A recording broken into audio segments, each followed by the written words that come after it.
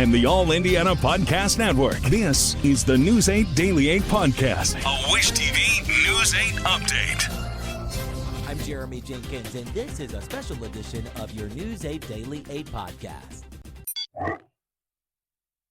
Let's get you straight to Ryan Morse. Whatever you got planned for this Friday and into the weekend, you'll definitely want to know what the Storm Track 8 team thinks about. Yeah, we're in a pretty busy pattern over the next week, in fact. We have a Sunday severe weather chance. We have weekend rain chances on and off with the periods of rain. So basically, it's going to be a busy pattern. Live look at Carmel. We're starting to clear out this morning's rain chance. Temperatures in the lower 50s, 52 degrees. And overall, we're actually going to eye a good amount of sunshine this afternoon. Here's Storm Tracker showing the rest of the showers. We had a warm front lift through the region in the morning. It's now off to the north and east. The last couple showers basically in Richmond, and then a few sprinkles south and west of the metro area. But again, I think we're quieting down now. Broader look at that warm front, which continues to drift off to our north. Lightning strikes in northern Indiana, southern parts of Michigan. Basically, we're done with this storm system. Futurecast next couple hours continues to lift the rain to our north. Partly cloudy skies will become mostly sunny this afternoon. The thing we're going to trade it for is the wind gusts. Winds gusting 30 to 40 miles an hour later on in the afternoon and evening hours. High temperatures for today soaring underneath that from warm front, mid to upper 70s for highs. Decent day to get outside, especially considering the waves of rain we're expecting this weekend. High temperatures elsewhere, 78 in Bloomington, 76 in Kokomo, and 79 in Columbus. Our record high for today, 82 degrees. We'll get close. Average high for this time of year, 57 degrees. So far above that for today, and still above it for the weekend. But as I mentioned, we're just dodging rain chances. On-off showers for tomorrow. Better chance at light to moderate rain in the afternoon and evening. And then Sunday. Sunday's the tricky one because we are in a severe weather risk for Sunday afternoon and evening. I'll have more on the timing of that coming up in just a few minutes. All right, Ryan, thank you. 9:02. Breaking news this morning, devastation on the other side of the world. We have new video showing the destruction that came overnight. The New York Times reporting that at least 20 people are dead in Myanmar, while dozens more are buried under rubble after a powerful earthquake that happened this morning. The outlet is reporting that at least a 7.7 powerful magnitude earthquake with 6.4 magnitude aftershocks struck the region. Now, that struck the neighboring country of Thailand as well. The country's defense minister saying at least 3 are dead there and at least 90 more missing after a building collapsed in the capital of Bangkok. The U.S. Geological Survey says the quake's epicenter is in the neighboring country of Myanmar. Again, just stated that at the top of the hour here, thousands of people forced to evacuate their homes and workplaces. A witness says the earthquake caught many people by surprise. This is the first earthquake I've ever experienced here. So I think it took most people off guard. You know, people weren't expecting it or they didn't recognize the signs of an earthquake. Tremors from the earthquake were also felt in southwestern China. As of now, no injuries or fatalities have been reported there. We will continue to follow this developing story, so make sure you stay with us both on air and online at wishtv.com. 3 minutes after 9, 50 degrees downtown. A fundraiser for the mayor of Indianapolis has further exposed a deep split among progressives in city government. City County Councilor Jesse Brown used it as a personal protest. Here now is IT-Mate anchor Farron Franzak with a look at why Brown is calling for the mayor's resignation. Thursday night, News 8 was not allowed inside the fundraising event at Parlor Public House. However, it was outside that was the big story, with City County Council member Jesse Brown holding the mayor and his potential donors' feet to the fire and asking the question, is Mayor Joe Hogsett running for a fourth term? Resign. Resign right now. City County Councilor Jesse Brown's message to Indianapolis Mayor Joe Hogsett outside his fundraising event Thursday night. Brown telling News 8 there's a multitude of reasons for the mayor to resign. This is a mayor who's mired in sexual abuse scandals, failing to maintain our roads in any kind of decent way for a developed country. Just got done with a winter where he failed to plow the streets. Brown stood outside the event all night, taking pictures of those walking in, saying he's putting potential Democratic donors on notice. If you're standing with Joe Hogsett, that makes you somebody that we're going to be paying attention to, somebody we're going to be avoiding spending any money at your establishment. We're going to be avoiding giving you any kind of props or helping you keep your position of power in society. Brown has been critical of the mayor and his own Democratic constituents. A month ago, Brown spoke exclusively to News 8 on how he was ousted from the Democratic caucus.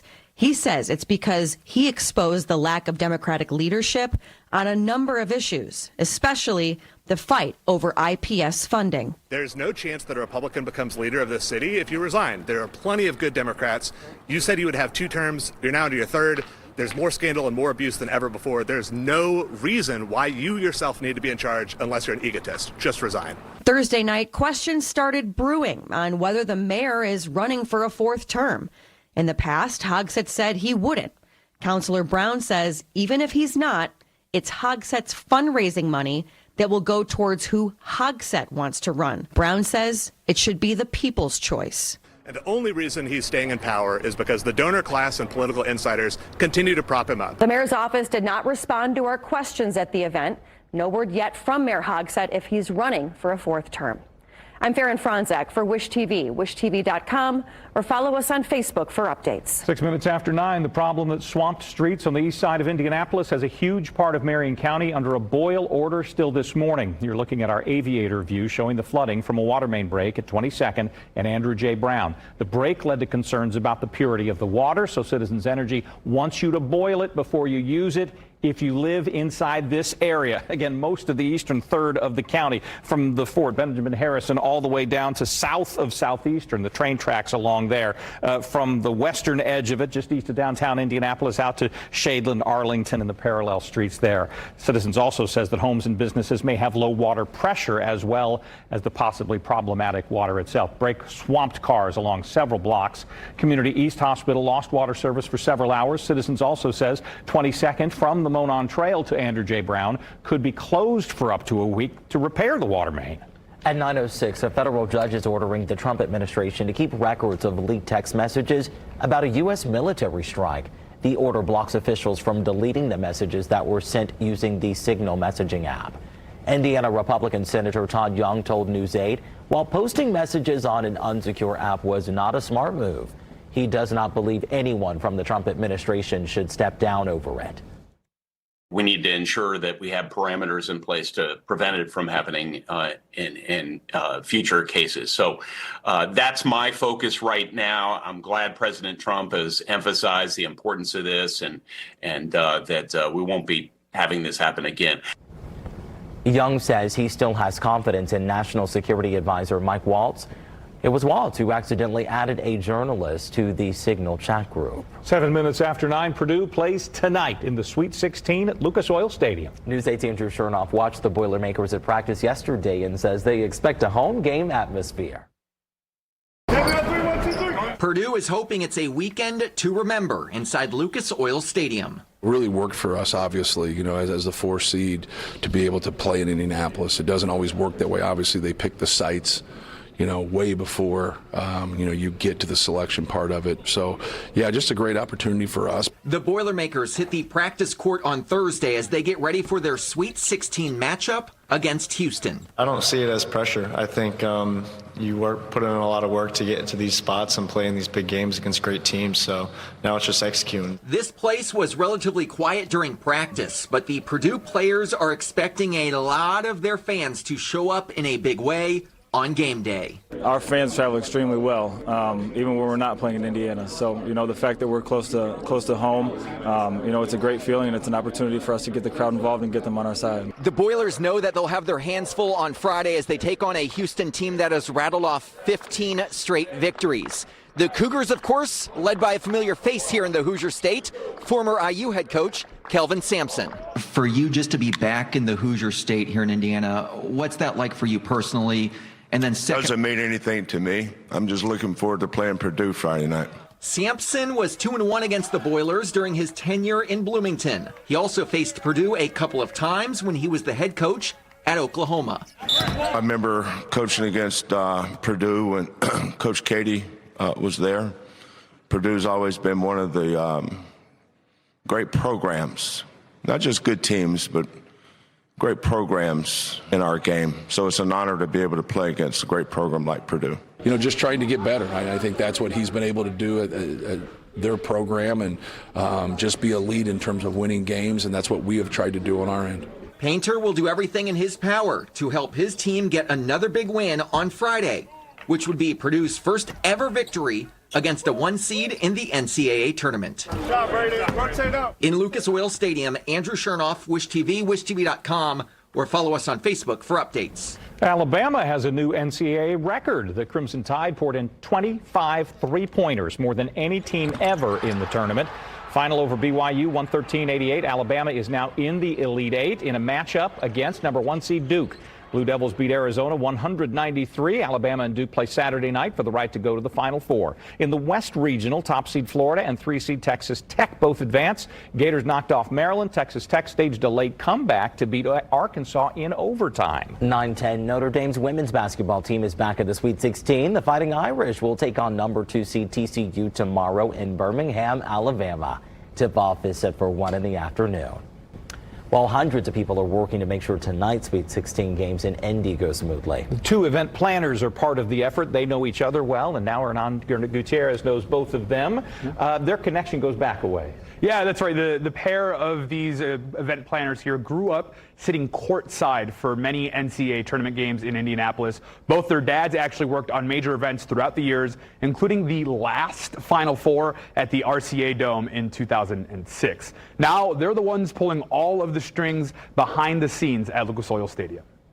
Pretty quickly in college, I knew that's what I wanted to do, and I haven't turned back since. Travis Fox and Isaac Wright have had their hands in college basketball for pretty much their whole life. Both were ball boys at the 2006 men's Final Four and later went to IU together, working as managers for the basketball team. They grew up in different parts of the Hoosier State, but the sport always found a way to reunite them. Doing events where both of our fathers were together, we would bump into each other there. Went to Disney World together one year. It's always been a good experience to see Trevor, and now we get to see each other a lot more, and I think that's really cool. Thanks to their dads' careers, they've been able to witness some of the greatest moments in Indianapolis sports. Fox says Butler's national championship appearance in 2010 sticks out. And that's when I knew the Final Four is, in my opinion, the best event because of how much everyone gravitates to it and supports their teams once they make it this far. Today, Fox is the director of events for the Indiana Sports Corp, and Wright, the events manager at Lucas Oil Stadium. And this, being able to work with him closely on March Madness has been one of the best experiences because, one, he's really good at his job and he's a lot of fun to work with.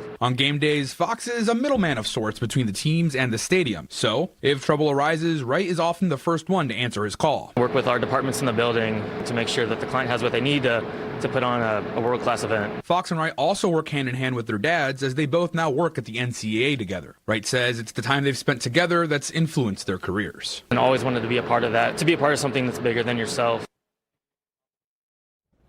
Now, both Fox and Wright will continue to have a hand in planning for the big dance. They're already working on the men's Final Four, which, of course, comes to the Circle City next year. You mentioned the dads a couple of times in there. How do they fit into this current sort of professional and personal relationship? Yeah, so it's kind of funny to see. I mentioned that they kind of like weave in and out of their lives, but Mr. Fox actually hired the current event manager at Lucas Oil Stadium as an intern back in 2016. So that just kind of further shows that these families have been intertwined for so long. And I just think it's kind of a cool story to see your dads doing what you eventually end up doing. I don't think a lot of us can say that they have similar stories like that anymore. That is so true. Hernan, you did a good job putting together the history here. A very good job here. Well done. Thank you, Appreciate sir. it. Thank you. This has been a special edition of your News 8 Daily 8 podcast for Friday, March 28th. I'm Jeremy Jenkins for Wish TV, wishtv.com, or follow us on Facebook for updates. This is the News 8 Daily 8 podcast, a Wish TV News 8 update on demand. For even more, on demand and on the go. Connect with Wish TV on Facebook at wishtv.com and on the free Wish TV mobile app. Thank you for listening. And be sure to like, subscribe, and follow this podcast for updates every weekday morning on the All Indiana Podcast Network and wherever you get your podcast.